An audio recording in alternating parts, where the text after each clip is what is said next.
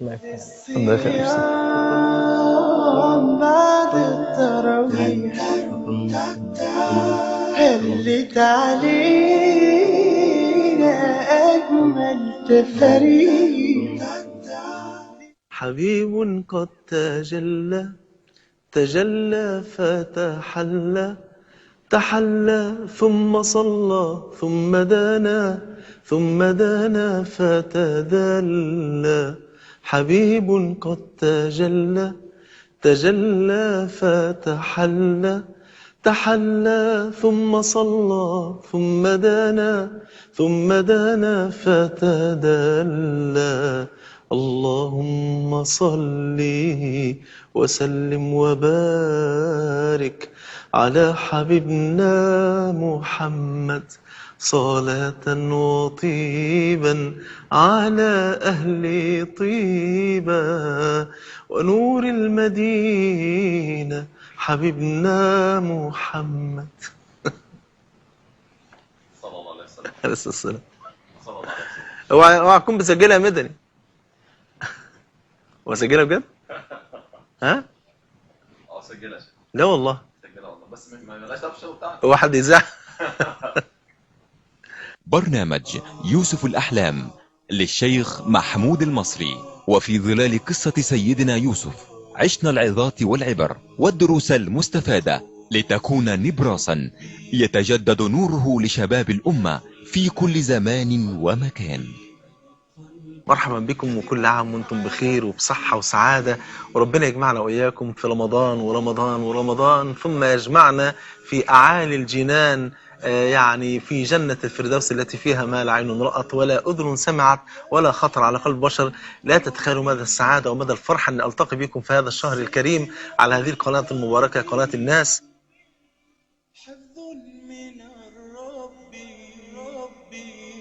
تحلو به الآلام بعد الصيام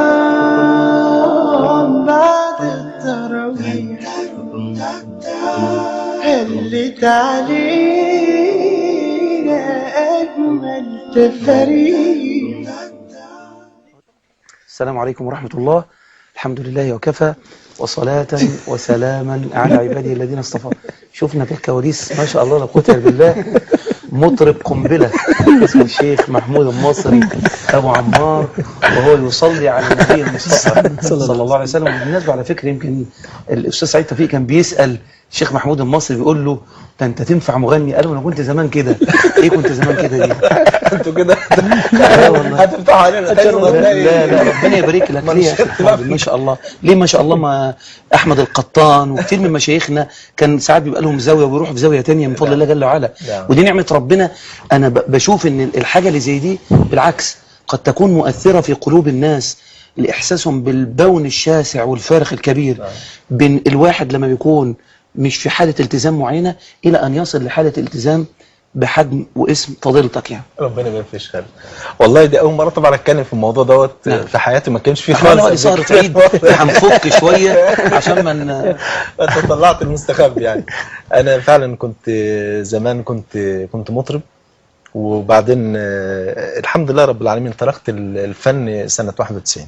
ما شاء الله. كنت مطرب وكنت ليك اغاني بقى كنت ليه اغاني، وليه اغاني، وكنت بعزف وبلحن يعني كمان. وكان اول شريط ليا، وكنت اذكر ان انا كنت انا ومطرب مشهور جدا جدا من اشهر المطربين في مصر، كنا اصدقاء احنا الاثنين، وكنا زملاء طريق واحد يعني، وكنا احنا الاثنين ماضيين عقد في شركه واحده، وهي كانت اكبر شركه في مصر ساعتها. يعني سبحان الله. وكنت جهزت شريطي وكان 10 اغاني، وكان كنت وحش ما شاء الله في الغناء زي ما شايف. كان منهم 8 اغاني كنت انا ملحنهم وكده، وكان اغنيه ثانيه كان في اغنيه مهرجان عالمي كنت داخل فيه يعني وكده، واغنيه ملحنها واحد تاني يعني. المهم فسبحان الله قبل ما ينزل الشريط ربنا اكرمني بالتوبه واستركت المجال ده خالص وكده، وكنت اتمنى بعدها طبعا ان انا استخدم صوتي في القرآن والإنشاد وكده، لكن قدر ربنا سبحانه وتعالى ان انا اصبت بعدها مباشرة، بس بعد ما تبت وتركت يعني الموضوع خالص، اصبت بعدها مباشرة بورم في الأحبال الصوتية. اتكرر عليه الورم مرة واثنين وثلاثة، وصل لمرحلة ان انا في النهاية ان جاني ارتخاء في عضلات الأحبال الصوتية. عشان اتعالج لازم اقعد ما اتكلمش خالص ولا استخدم صوتي لمدة سنة او سنة ونص اعمل علاج في قسم اسمه التخاطب في مستشفيات في يعني. فلقيت الموضوع صعب، هسيب الدعوه عشان لا خليني كده اشتغل بنص حبل عشان اقدر امشي. عموما التتر اللي شفناه دلوقتي ينفع ناخده طبعا ده وهنشتغل معاه. احنا هنشتغل واحبالك بايظه بنص الثمن. طبعا استغفر الله، كان صوت زمان غير كده خالص بره، لكن فعلا هو يعني انا كنت فعلا اتمنى يكون صوتي بنفس حيويه زمان قبل ما يصاب بالورم ده. الورم ده دمر الاحبال. الاخ اللي كان معاك في المجال ده اللي انت تقول ماشيين في نفس ده انا ليا موقف معاه. لو رآك يعرفك دلوقتي؟ هقول لك على موقف واستاذن مشايخي وحبايبي. هنروح للدكتور صفوت دلوقتي عشان في حاجه مهمه جميله جايه. اتفضل. موقف مهم قوي. اصل انا عارف الكلام ده الشيخ محمود حكى لي. لا انا عايزين المشاهدين يسمعوا. الموقف ان المطرب دوت هو ده حاليا يعتبر اشهر مطرب في مصر كلها، وكان صديق عمري وكنا مع بعض في الشركه. وبعدين طب ما تقول هو مين وخلاص. بالظبط كده. مش لازم بقى عشان كل الناس بتقعد تضرب اخماس بس. لا مش مشكله عشان بس هو يعني. فالمهم فيقدر ربنا سبحانه وتعالى، انا ما شفتوش من سنه 91، وقدر ربنا انا راجع من احدى الدول العربيه من دروس ليا وكده هناك، واتقابل مع الشيخ خالد فين. ده امتى؟ الكلام ده من سنتين بالظبط. اتقابلت معاه على باب الطياره، هو كان واقف على باب الطياره بيتكلم مع المضيف، وانا كنت اخر واحد يطلع الطياره. فاول ما طلعت فواجهته في وشي، قلت فرصه عمري بقى، وانا بالمنظر ده كده طبعا هو ايه المنظر اختلف تماما، مش عارفني يعني. فدخلت عليه قلت له السلام عليكم الاستاذ فلان الفلاني. فبص قال يعني عايز يعني طبعا بص لي باشمئناط، يعني مين ايه الخلقه دي اللي عارفاني يعني فاهم ازاي؟ فقال لي حضرتك عارفني؟ قلت له هل يخفى القمر؟ باللفظ كده والله. فطبعا البنت يعني مشيت وكده، وقفت معاه قعدت دردش معاه بقى كده كلمتين بعيدا بقى عن الاغاني والحلال والحرام، ما كانش فاهم حاجه زي كده خالص. وقلت له على فكره اللي قدامك ده من احب الناس الى قلبك، وانت بتحبني جدا جدا وتعرفني كويس جدا، بس حاول تفتكر. فبص لي كده وتامل كده، قال لي مش واخد باله. هو طبعا لو ذكي كان بص لي العلامه اللي تحت عينيا ديت كان عارفني يعني بالتحديد. فبص لي كده وقال لي مش عارف. قلت له فاكر فلان الفلاني؟ وكان ليه اسم شهر على فكره غير محمود المصري، مش هقوله برضه. المهم فالمهم في الاخر فقال قلت له انا فلان الفلاني. فوالله الذي لا اله غيره انبهر لدرجه ان هو كاد ان هو انا حسيت هيقع هينزل من الطياره. رحت واخده في حضني وطبطبت عليه وقلت له الكلمه اللي قالها ابن مسعود رضي الله عنه وارضاه للمطرب اللي اسمه زازان: ما اجمل هذا الصوت لو كان بالقران. والله ما نطقت معاه كلمه شخير. بعد كده رحت سايبه وداخل جوه الطياره، الناس بقى بتسلم عليا وبالاحضان ومش عارف ايه. وعايز يقول في ايه يا جدعان؟ فهو قال في ايه؟ ما حدش هو عبره هو يعني فاهم ازاي؟ والله بصدق. وبعدين بعد ما دخلنا راح منادي المضيف، قال له مين ده؟ قال له ده الشيخ محمود المصري. قال له انت عارفه؟ قال له الدنيا كلها عارفاه. فقال له بيعمل ايه يعني؟ قال له بيدي دروس وكده وعلى الفضائيات هو طبعا مش متابع لانه ملوش علاقه، هو راجل فنان ملوش علاقه بالدين. انما انا مثلا ايه غصب عني وانا ماشي في الشارع بلاقي الافيشات بتاعته في الشارع، اغاني والحان والالبومات بتاعته. فالمهم فايه فقال له معروف. قال له معروف جدا والحمد لله.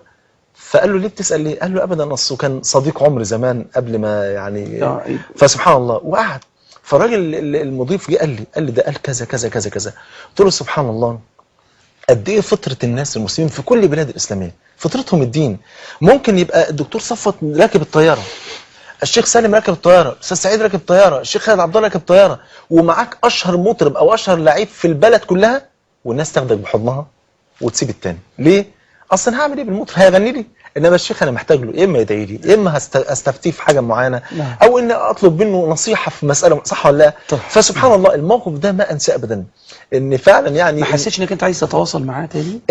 طبعا حسيت، بس انا ما رضيتش اقول له نمرتك ونمرتي، لا يظن ان انا بقى ايه يعني واخد بالك. الاغرب تبحث عن دنيا. الاغرب من ده كله، ودي النقطه الاخيره اللي اذكرها، ان نفس المطرب ده ربنا جمع بيني وبينه في شركه كاسيت. الشركه دي بتنتج فن وبتنتج دين، عارفها. مش هقول برضه انا فانتج له شرايط اغاني وانتج لي انا شرايط دين. قلت سبحان الله، يعني نكون قبل كده مع بعض. بس انا عايز اقول لك حاجه، ان هو دلوقتي انا عارفه انت حكيت لي طبعا برضه هو دلوقتي انتج من 3 ل 4 اغاني دين وبدأ يركز. نعم ده حقيقي. وانا اتوقع له ان شاء الله يجي تمام، بس انت لو دوست شويه اظن هتوصل ان شاء الله. زياره وكده. نعم ما شاء الله والله في خير والله. تركوا المجال في العمل الفني. طارق فؤاد واحمد الحجار ما شاء الله دخلوا في سكه كده بيقولوا كلام طيب عن النبي وعن الدعوه.